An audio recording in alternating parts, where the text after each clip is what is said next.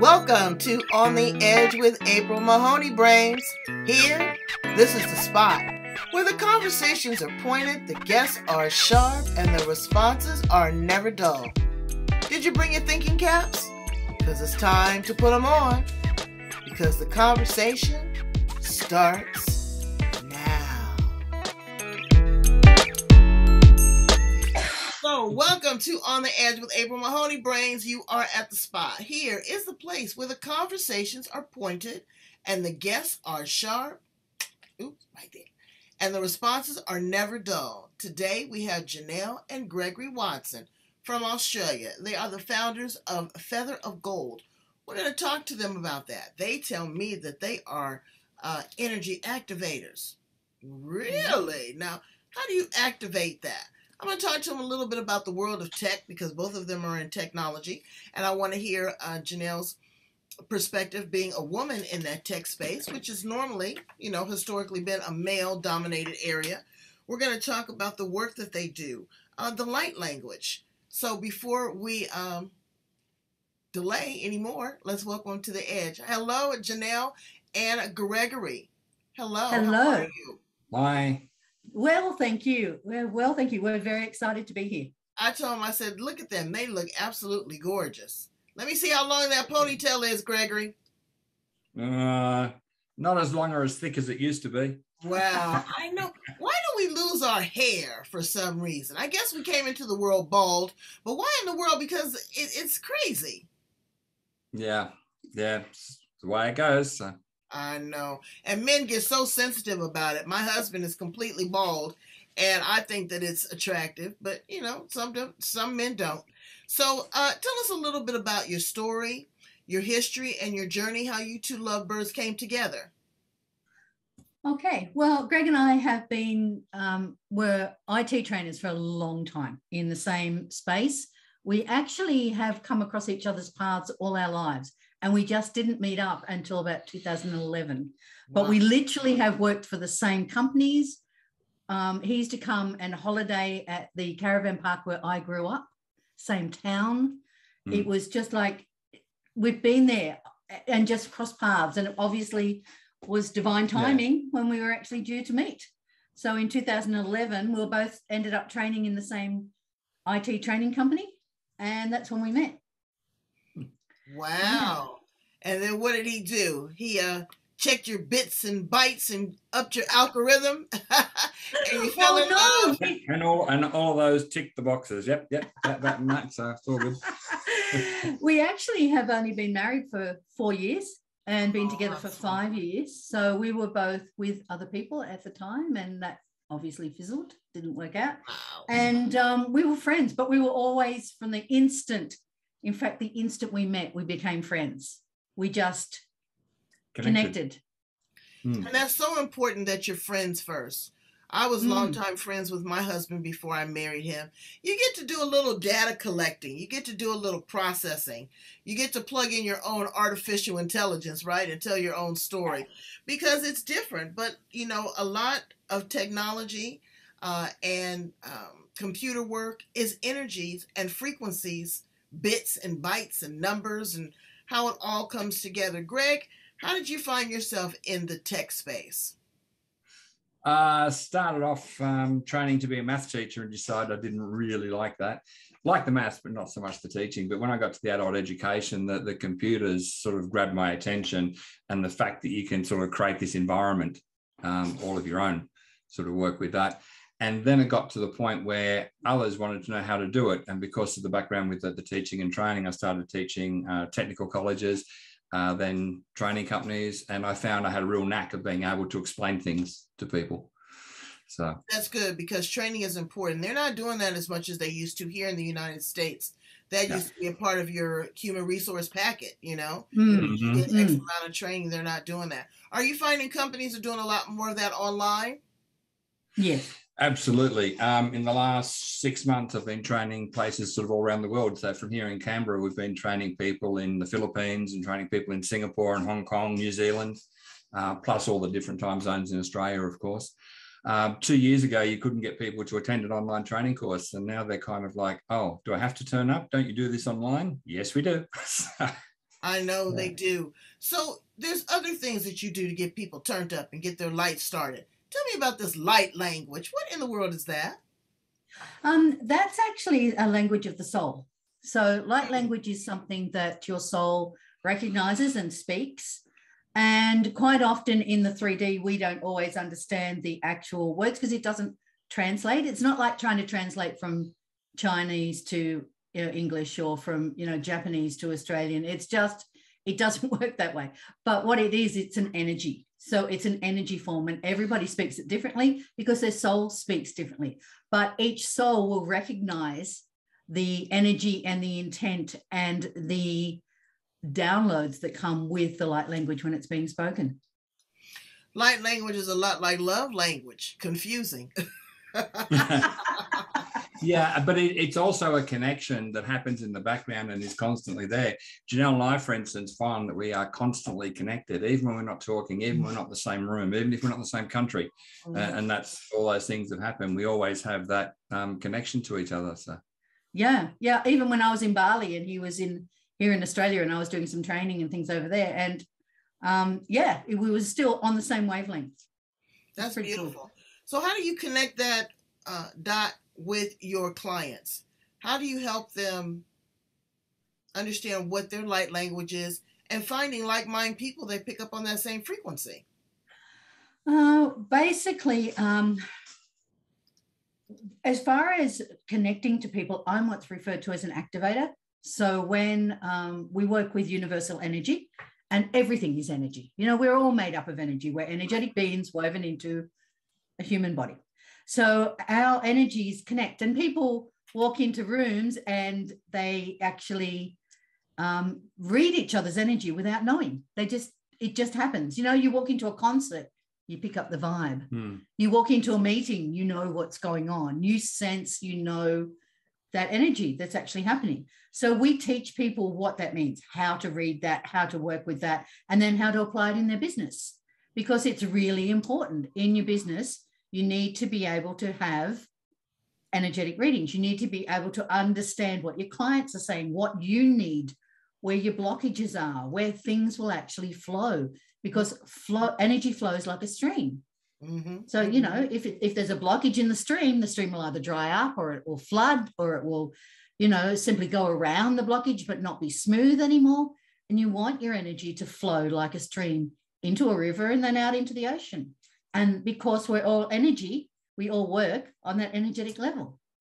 You're an activator. How do you clear yourself? How do you ground yourself? Because it's very important that you are a clear conduit for each individual that you work with. And you take on a lot of responsibility there, Greg, too, when you're working with people, because you're taking on their pain, their sorrow, their adversity, their self-limiting beliefs, that noise in the background. How do you clear yourself to make sure that you're prepared for your clients?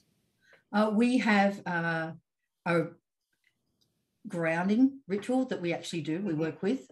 We regularly ground and connect to Mother Earth, and deep down into Mother Earth. I always do energy work with a white candle on to keep a nice white light surrounding us, so that we've got nice clean energy and clean space.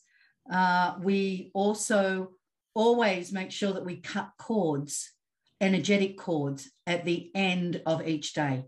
So every night before I go to sleep, I cut the energetic cords to others that I've actually been connected to, whether it's face-to-face or whether it's virtual. Those cords are cut. Yeah, it is, because you get very entangled in all of this. Absolutely. Yeah, we even cut cords between each other, and that's important as well, because it means it gets a chance to then reset overnight for the next day. So the ones that are meant to be there will come back. Actually, I was one of Janelle's activatees, so to speak. Really? So I found so Janelle turned you on?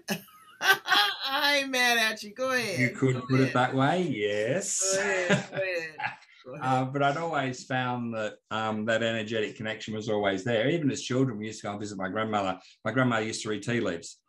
And when we asked, how do you do that? She'd say, well, I just feel the energy. I feel the vibrations. And as a child, I just thought it was something that other people did, that adults did. And as I grew up, I thought it was something that other people did. And it wasn't until Janelle and I got together, sort of back in 2017, that she sort of flipped that switch for me and made me realize that all that stuff that I thought was coming from other people, it was actually me. Wow. Right? And that realization, and all of a sudden the veil's off, and you get these connections and you get these insights. Even when we're training, like IT training, we can quite often, it's only the other people that train with us would find out that we would understand a question very differently to what they did, because we not only hear the question, but we take on the energy that's behind it, or the confusion that's behind it. You talked about when you're training, dealing with people's anxiety and people's limiting beliefs and all that. We shield against that. One of the things we do is shield, but then we take that as an opportunity. So instead of seeing it as a negative thing, Janelle's very big on perspective and changing your perspective and looking at things from a different angle. Reframing so it. You take that. Absolutely. You take that limitation and go, okay, so here's my opportunity to help this person. All right. And they go, oh, I'm not as good as them. No, but you're as good as you. Right. Absolutely. You And have to know who you are. Yeah, exactly. And lots of people, they don't live within their own power, you know. So that's one of the things we do is power up, power on. You know, it's a case of. But everyone is so convoluted right now. The last 2 years have been tough on everybody around the entire globe. And no one is shielded from this. I don't care how pretty you are. I don't care how thin you are, how much money you have. We have all been influenced by this COVID, mentally, psychologically, financially, spiritually. How are you working with your people? There's a lot of anxiety there, you know, and it's great to want to take them to the next level and to stop self-limiting beliefs, but they have been crushed on. They've been stepped down. Absolutely. So what we do is we teach them how to release negative blockages, how to release that energy and what to do. In fact, you know, if you actually take your negative energy and send it to Mother Earth and ask the earth to transmute it into positive energy, you do that. We actually have the tools to be able to help people to end up standing in a pool of positive energy rather than negative energy. And that helps them to change their beliefs, to actually protect themselves and to change the mindset. Because, you know, most of it is, let's face it, it's, you know, 80% is mindset in whatever you do. So there's the 80-20 rule, 80% of it is mindset, 20% is the rest.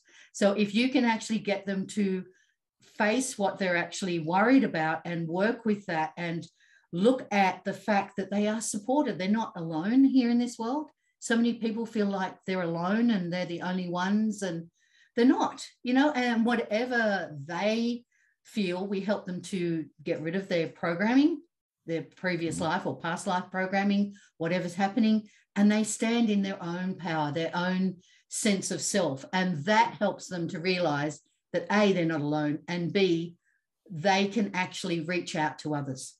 Right. So let's take it to a far out level. You guys are in the tech space. Artificial intelligence is gobbling us up. We're into 5G. Greg, I don't know, how can we check our energy field? Because it's going bing, bing, bing, bing, bing, bing, bing, bing.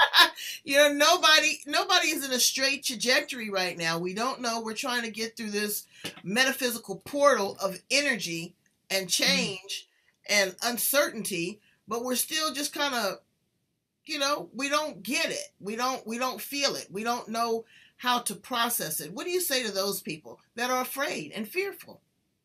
That you need to shield yourself, and a lot of that is to do with attitude. All right. If you start to believe that this is going to affect me and that's going to affect me, then it will. It's kind of like when you try to attract something. If somebody says, "Look, I'm going to give you a car," and you go, "Oh God, hope it's not a blue one, not a blue one, not a blue one." You get a blue one because that's the thing that you've been focused on. And it's the same with all these energies. That if you believe that, oh my goodness, the 5G is going to follow me, oh my goodness, the 5G is going to do this, okay? But if you refuse to believe it, if you have the mindset that it's not going to do that, then you're a long way along the path. We also teach people how to shield, how to visualize their shielding, and different people visualize shielding differently. Some people, like all my techie friends, like to think they have a shield like the USS Enterprise in Star Trek. So they go, shields up and bang. We've got a couple of our clients that see themselves wearing a full-length Red Riding Hood cloak that is their shield. And that's their mental barrier. That's their energetic barrier against everything that's outside of them. Wow. And they only allow the good things in. They only allow their good stuff out, and it stops the negatives. Others visualize themselves as being in suits of armor, like the old knights. Wow. The thing is, it doesn't matter. It's different for everybody. Absolutely. But everybody can do this whole shielding process. And it's one of the things that we take our students through. We share how to believe, how to shield, how to create that energetic barrier around you. And when to. Let me ask a question, a cultural question. Are you two both born and raised Australian? Yes. Yes. Okay. So, when I talk to my Australian guests, I have tons of them. I don't hear a lot of people talk about religion so much as energy. Mm-hmm. I don't hear them talk about any religious particular doctrine. I hear them talk about energy. I hear them talk about force. I hear them talk about light work. Do you think that is, is that a thing culturally of the region, of all people? I mean, the Aborigines people are some of the first original people on the planet. Okay, mm-hmm. They have an extra chromosome. There's something going on down in Australia that there's a vortex. I feel like it's the core, I call it the root chakra of the world. Mm-hmm. Do you feel that there's a different connection there? Religious doctrine, to me, there's a place for that, as well as spirituality, because your religion, your discipline, your rules are different than your higher calling and your spirituality. How do people bridge that? Does that make sense to you, that question? Because I don't hear a lot of that conversation. Yeah. Yes, you're right about the Indigenous, and you'll find it is a very, very strong connection to the earth. They have an amazing connection to the earth. So, and in fact, Uluru, which used to be called Ezrock, mm-hmm. Is actually a vortex. It is actually a center place. There's going to be big, and it's an energy force. It's a massive energy force. And there's going to be, when things start happening, it'll start happening at Uluru. Mm-hmm. So that's actually true. There is religion down here. I actually used to be the office manager for a local Anglican church. Okay. I grew up as an Anglican, but one of the things that I'm being told about you is that you attract the light workers. And that's why they come to you, is because they know that you will listen, that you will share, and that you are there. And that's why you will find you're getting a lot of light workers, because they're feeling safe with you. You create a lovely safe container and space for them to actually be real and share with you. So although there is, I guess religion is not as strong here now as it was 20 years ago. Okay. To be fair, most people are more moving into the energy space, but they are around the world. And we do have a very big multicultural society here in Australia. So we've got a lot of people from all different cultures. And it's one of the things I love about it. Yeah. It's very different. It's very sacred. It's a sacred place. I really do realize that. So, what do you do for fun and recreation? Paint your fingernails? Normally, they've been clean for about 3 days. Sorry. I wanted to see them. What is your fascination with painting your fingernails? You paint them black?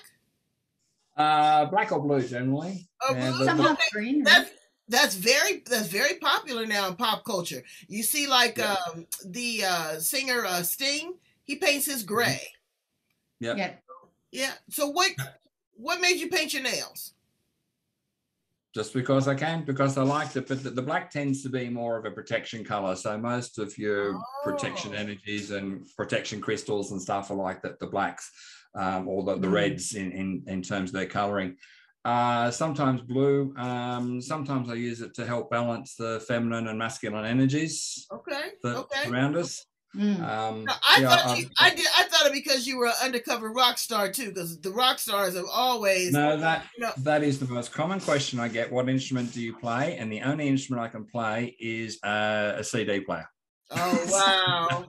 Yeah, I It has know. to have a I'm friends with Sharon Osbourne, and Ozzy was the first one. Him and Prince, they could put on a mean eyeliner, and Ozzy would always paint his nails there. But there's a certain independence there because people just they don't allow you to be, and that's what I encourage people to do. Wherever you are, there's place. God didn't make everyone out of a cookie cutter. Everybody is unique.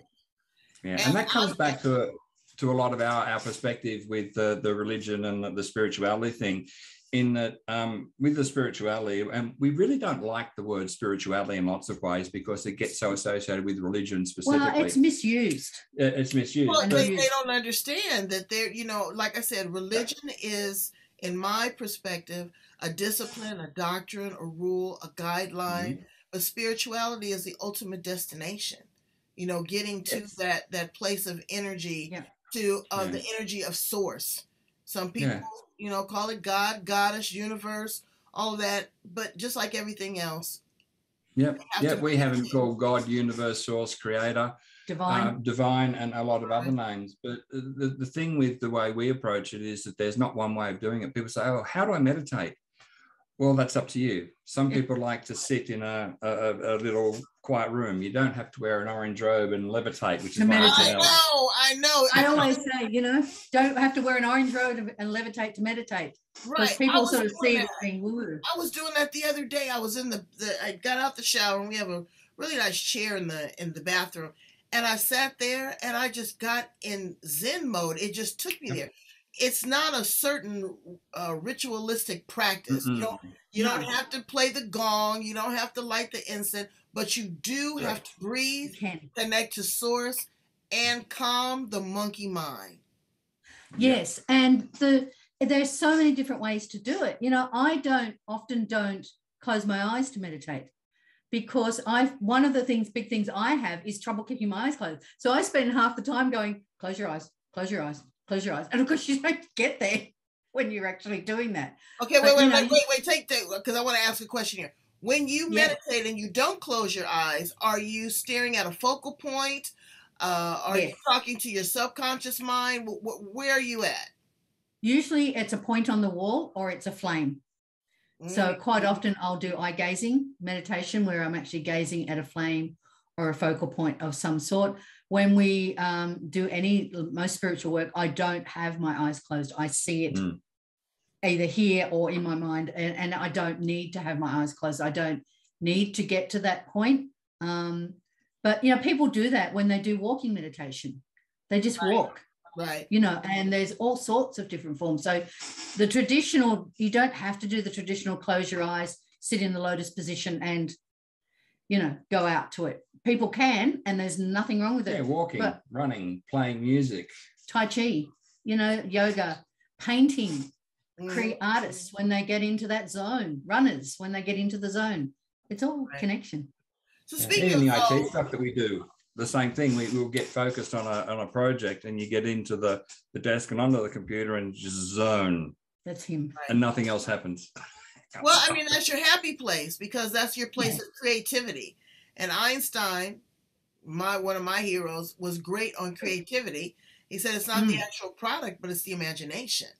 And to be able to open that up and share it. There's nothing new under the sun. It's just how you deliver it and innovation. Now, Janelle, you incorporate your work into a business setting, into corporate coaching. How does it really help a business owner to develop their business and to move forward, to bring their employees online? How does this work in the business space? Well, because for years I worked in a business enterprise center. My mum was a business advisor for 20 odd years. So I understand the concept of business, but a lot of businesses struggle to actually pivot to be online, which is where we are now. We're in a global space. So bringing your business online is where you need to be, but people don't understand how to transfer the energy, how to work with all of that what they need to do to be able to take their business from being, for example, face-to-face, which is trickier now with COVID and everything that's going on, and making it into an online space. You know, they have fear that's associated with that, so that creates blockages. They have issues with technology, again, creating blockages. With both of our experience with technology, with energy work, with everything that we do, we can help them to actually overcome those blockages, get the business flowing again, and pivot it to an online space. Okay, because that is so important. And Greg, I know that you can really speak to this and love this. A lot of people are doing these online programs. I talk to everybody and they got an online program. The challenge is selling the online program, number one. Number two, what is in that online program is not necessarily what people are looking for in their business today. It is not 2019. Things have changed in this space the last 2 years dramatically. And Absolutely. also gamification. They want some sort of reward to get them to get all the way to the end of the program. They want it quick and slick. Do you find these elements when you work with your clients, when they're trying to build their online programs, are they incorporating some of these things? Yeah, absolutely. It's not like it was 5 years ago where you just take the instruction book that you had and put each page up and go, read that, click, read that. There's got to be that interaction. There's got to be visualization. We use people do PowerPoint to death, and I get that, but oh God, properly, I hate that. You go somewhere and it's like 30 slides. Yes, that's by PowerPoint. Like really? Yeah. Really? But you do a half-hour presentation and you've got a 30-second PowerPoint that just goes bang, bang, bang, bang, bang, and you end it, then that's using the word properly. It's like the language. People use language so differently. People use a lot of swear words often to create emphasis, but you watch a lot of movies and every second word is a swear word. I'm watching one now, and I'm telling you, they overuse that F-bomb. It's like... Yeah. If you get right to the very end and it's the last word of the movie, there's the impact, okay?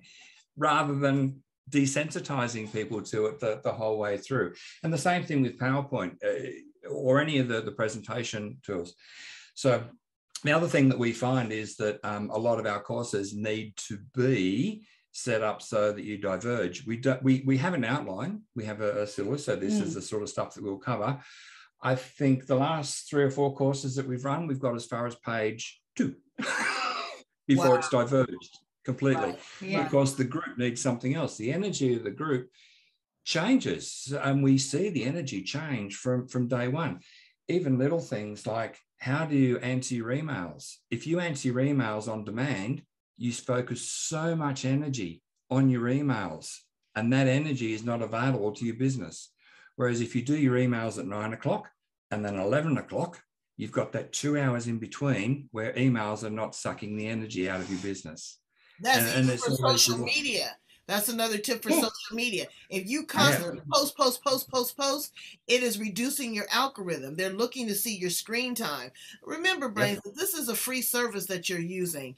And people are selling everything from soup to nuts on it. And it's supposed to be social interaction. So when they notice that there's more of a marketing and publicity focus than how you doing? And this is the tip of the day, or here's a picture of my dog. When they see that more than that activity is going on, it reduces your connectivity, and you're only touching a certain percentage or a certain portion. Tell us a little bit about algorithms. What are algorithms for people that don't know, Greg? An algorithm, as an example, we wanted a new desk for the office. So I got on and did a search for desks in my area. For 3 weeks, every ad I got was about a desk. Or about office furniture, or about office equipment. So the program that you're searching for looks at your keywords, or searching with, looks at your keywords and then stores them. And every time you log on, it goes, oh, Greg looked for desks. So here's 500 things about a desk. There you go. And you see nothing else. So it tends to kind of focus or funnel you down the path towards the clients they have that deal with those issues. Yeah, and it's a maths. Yeah. It's a mathematical probability and statistics. And okay, so that's also what they call your cookies. Your cookies are what they do to track you and to keep you, to know where you are. Yeah, absolutely. And for that's a tricky little name, cookies. It makes you seem like something good to eat, but it's really tracking. It's kind of a crumb that's left behind. For those that don't know, it's a little text file that just gets stored on your machine, on your phone or your laptop. And when you do a search program or log onto their site, it goes, oh, we have a cookie. What did they look for last time? That's what we'll focus them on this time. Mm-hmm. Right, so it just records your information. Last question. I think I asked you this previously. Do you recommend that people go in and clear their history, clear out old emails, change your passwords, every 3 months? What do you think? Yep, absolutely. Okay. Absolutely. A 2 to 3 month routine is not a bad idea, but you need to have some sort of pattern to it, because if you go, oh, yeah, I need to change my password. Oh, yeah, I need to change my password. Oh, yeah. Oh, God, it's been 6 months. I haven't changed my password. Right. If you set yourself again, the same thing as checking your emails. You do your emails on a regular basis, do your passwords on a regular basis. Okay. Mm-hmm. But don't do things like your own name or your own name backwards, or your kids' names or your dog's names and all those sorts of things. Right. A combination of letters and numbers and symbols. And don't answer those online quizzes about tell me 10 things about yourself. Oh, they're the first 10 things that people are going to try when they crack your password. Yes. Yeah. Wow. Okay. And if you don't think about it, it's kind of like, oh, yeah. Obviously. They do, because you changing your password, you have to think about it. But I got a system on how I came up with it. And remembering your password, because you'll get locked out. Yes. So thank you for that. That's a quick update. Brains, go in and change your passwords is really super duper important. Janelle, tell me what is going on at Feather of Gold. Yeah, well, Feather of Gold is our company. And we created the company several years ago, 4 years ago. And we were excited to try and figure out what the name was. So we asked the universe to provide us with some information and, some suggestions, some signs. Wandered around. In that week, I found 40 different feathers, and I'm thinking, okay, it's got to be a sign. So then I got guided for 3 days in a row. I felt the urge to go and watch the sunset. So I watched the sunset, and for 3 days in a row, the sunset was really gold. And feather, of course, is something to do with freedom and with writing. And of course, for those who work with angelic, it's that a sign as well. Golden energy is, of course, universal energy. So we thought, well, obviously that's what it's meant to be. Greg woke up one morning, looked at me and said, golden feathers. And I went, and I got in my head, no. So, okay, that wasn't what it was meant to be. Like, okay. And then I said to him, what about feather of gold?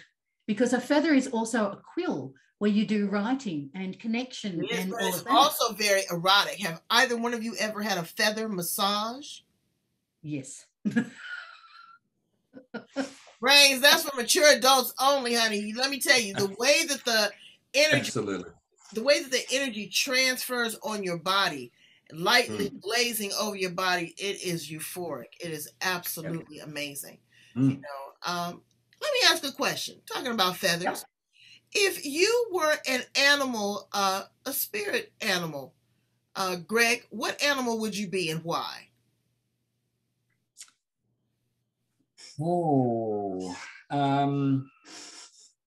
Spirit animals and spirit guides are a whole area on itself, and what would you be though? They do tend to change a little bit as you connect. But I don't know. What would you be? I know what I'd be. Go on. I'd be an eagle. I would definitely be an eagle. Fly and soar. Yeah. Absolutely. Yeah. What would you be? I would be a she-wolf. Oh boy. Why? Because she-wolves, they're mothers of cubs and they look after the cubs, but they're also really the leaders of the pack.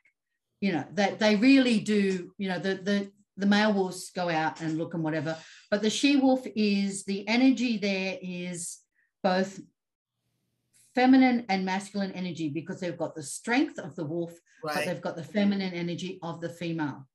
and that they will, fight to protect their young. They will look after them, they raise them, but they're also in charge of everything else that's going on. So to me, I actually have a she-wolf as a spirit animal. Do you like to be a woman in charge? How do you feel about that? Yeah, I do.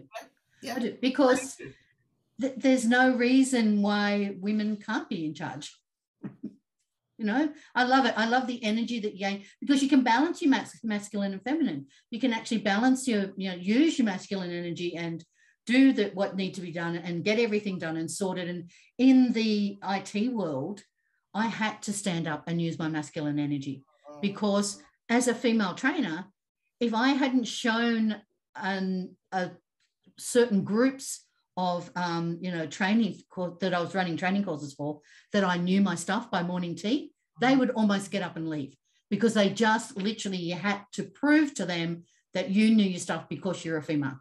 Exactly. And you know what, Greg, I commend you wholeheartedly. You remind me a lot of my husband, that there is a strong force, that you do not have a problem or a concern with having a strong feminine energy. That's not that the woman is trying to take over, but she knows who she is. She can walk in her own light, and she can take care of herself. And that's how my husband is, and that makes for a beautiful marriage, because again, sometimes, I see that he's more docile and more, more tender and more soft. I love that we can play off of each other with those roles, but that takes work, and that takes maturity. I've been married 37 years. You guys just been married 5, but you married at a mature age. You had already been through that infancy stage. So now you know what you want, and you're comfortable in the roles that you play, and that's powerful. Yeah, very much so. And there's no sort of defined, she must do this and he must do that. It's like, Janelle will get busy with stuff, so I go and cook dinner or do the dishes or vacuum the house, and I get busy, so Janelle goes and does all that stuff. It's kind of like who's available. And I think, going back to your question, the ox would probably be the animal that I would choose. Wow. Why an ox? Because they're not the fastest, but they're slow and steady, and they will get there and do all the right bits along the way. And they're strong. Yeah. Yes, and powerful. My dad used to nickname me Octopus because he reckoned I had 8 arms. I was that clumsy. I needed 8 arms to drop as many things as I did. But yeah. Oh, well, I thought you were that talented that you could multitask and do so many things. You had 8 arms. Yeah, that's what I'd say. See, there's the perspective. Yeah. Exactly, changing it. So what are 3 things, Janelle, that you cannot live without? And I don't want to hear Greg. I already know Greg is one of them. Okay, 3 things I can't live without. My connection to the universe. Could not survive without that. My crystals. And, that's a really tricky one. Probably my friends. I love the connection to friends. Greg, what are 3 things that you cannot live without? The having been activated, which goes back to the connection, my computer equipment, because it gives me so much freedom to do all the things that I need to do, and family. That's beautiful. Do you guys have children? Yes. 7 between us. Wow. So what do your kids think about the work that you do? They say, my parents are, way out. My dad is real cool. He got a ponytail. He paints his nails. And my mom, she's, a hard charger, a woman in tech space, and she activates people. What are they thinking about you? Are they able to catch up? They're supportive. They're supportive in whatever we do. So, which is great. Yeah. They're, as long as we're, happy in doing what we do, they do sort of understand, but they haven't really stepped into the space yet, so that's fine. But they're supportive, and they're really excited as the business grows and as we started doing the coaching and things now, and they're like, wow, this is really awesome. So yeah, they're good. Yeah, my daughter didn't understand what I did, and I didn't understand what she did for the longest either. But you have to allow people time to really find out who they are and love them in whatever space they are. So many times people are trying to change you, trying to make you do something that you don't want to do, instead of allowing you to be who you are. This is your individual journey, brains. This is not April's dual journey. This is not Gregory's triple journey. This is not Janelle's quadruple journey. This is your individual space, but be able to explore it and be able to be comfortable with it. Don't fear it. Feel the fear and do it anyway. Again, we only touch a small percentage of our subconscious mind. There's 2 or 3 people running around in your head that you don't even know who the heck they are. Never met them. Mm-hmm. Yeah, absolutely. And you would find so many things. So do you guys also there at Feather of Gold, do you have other practitioners that work with you? Maybe Reiki, timeline therapy, NLP? Do you combine any other modalities, or is it basically light language and, energy work? Okay, energy work, and now that we've stepped into the coaching, business coaching, intuitive business coaching space, we are in the process. We have got one of our team members has stepped up to become a client relationship manager, and she's doing really, really well. She originally was a VA, a virtual assistant for us, and has been activated to the stage where she actually works with energy now. And so she's come on board as a client relationship manager. She gives us advice from time to time. Yeah, amazing. Does amazing stuff. And we've got another young girl who's doing virtual assistant work with us. As far as healers and things go, we tend to hire them as we need them. So if we've got somebody, or we'll do referrals. So we work in conjunction with collaboration with other. That's really businesses. Good. That's really good. Because you don't want to just, be stuck. You want to be able to have options and choices, and that's great. So tell my brains how to get in contact with you two dynamic duo, and how they can get activated.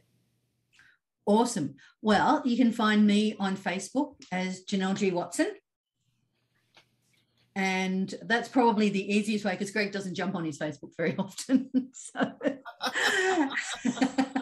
Yeah, the IT guy's not big on Facebook. No, he's an IT trainer. No, my husband isn't either. He's not a big fan of technology. He goes, "You're the social media person, not me." Greg, let me ask you one quick, maybe 2 or 3 quick more tech questions, if you don't mind. Cybersecurity is on everybody's face and on their tongue.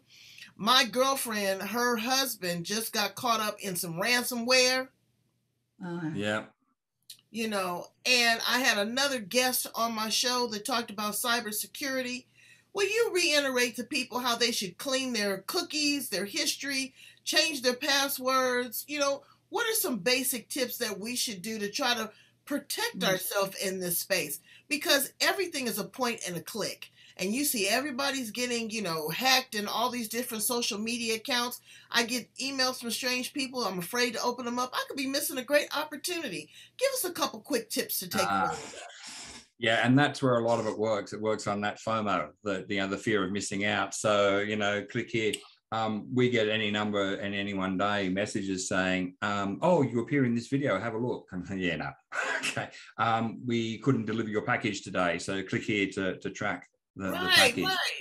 So a lot of it is, if you don't know it, chances are it doesn't belong to you, really. All right. So you have to be careful of clicking on links. And some of the links that you click on will automatically load and run programs for you. Okay. And that's part of the problem. So if you're not sure about it, delete it. Okay. If it's really important, it will come back to you. All right. Okay. That's the thing with that. Make sure you've got a bit of virus software installed. Okay. Even on Macs? Yeah. The Macs used to be sort of virus proof, really, weren't they? Yeah, pretty much. Not anymore. No, but they've sort of moved into that space as well. And make sure you've got a backup system in place. So many people lose their phone and they lose all the photos of their kids at different ages and so on. So back the things up, plug it in and back it up. We have 2 portable hard drives here. We've got access to online storage as well. So all the stuff that we do is backed up. So if anybody sort of hooked into us with ransomware, and again, not bringing that in, but we've got backups of everything. So we just reset the whole machine and start again. And the same actually with your phone. With your phone, people go to change a phone, or their phone gets stolen or gets broken or whatever. If you've actually if you lose your contacts and things on your phone, if you've actually saved them, for example, to maybe a Google Drive, or a Google to Google account, so something online, then all you've got to do when you get a new phone is download them from there. Rather than saving them to the phone. This is the problem. People save it to the hardware. And when the hardware falls over, fails, gets corrupted, same thing. You'll find that people, you know, they've lost it all. It's all gone and you can't get it back. That's great. What do you guys think about AI? I've been looking into some companies. You know, I'm a risk taker. I love to make an investment. Artificial intelligence, you know, because I got in on the ground floor of Zoom. I got in on the ground floor of also GPS. But I had no idea that the GPS was, I mean, everything is GPS. From going to your destination to your boss following you and your productivity at work to you pointing where your kids are in an emergency. Great, but artificial intelligence, how are we going to live in a world of duality with that? Because it's getting pretty advanced. My girlfriend has a refrigerator that talks to her, that tells her she needs milk and all that. That's crazy. Yeah, it's awesome. I think it's great as long as it can be monitored, as long as it can still be shut down if it needs to be. That's the only, that's what most people fear with artificial intelligence, isn't it? That's going to take over the world. I don't know that where our brains and the way we think is so amazing as a creation. I'm still not 100% convinced that they'll actually ever create something as unique as the human being. You don't think so? Oh, I've been to the Salk Institute. That's an awful conversation. Let me tell you, there is some stuff out there. Oh, yeah, there is. There's some stuff out there. Brains, you think that they just come up with this science fiction? Oh, no. No, that's true. It's fact. You know, there's a lot of great stuff going on. But you guys are great. Go ahead. No, I was just going to say that the thing is, though, what they need to figure out is adding the emotional content and the moral content. And that's where they need to, I guess, if you can incorporate that, then I think it's endless. The possibilities are endless. You know, but the thing about it is if you look at the world right now, we are so desensitized to those two emotions. Sure. So for them to create something that is just on automatic. So that's why I'm saying, Brains, that you need to get sensitive, that you need to get wise, you need to get smart, and you need to stay on the edge right here. The place where the conversation is pointed, the guests are sharp, the responses are never dull, and you can visit the Feather of Gold if you are there in Australia, but they're also online. You know, tap into it, have that conversation, try to uncover the under-discovered. You would find that it's a brilliant experience. Nothing to be afraid of. You're working with two masters, and I adore them. Thank you so much for you two being here on the edge. I really, really appreciate it. Thank you. Yeah, thank you. Thank you for having us. We had a great time. Thank you.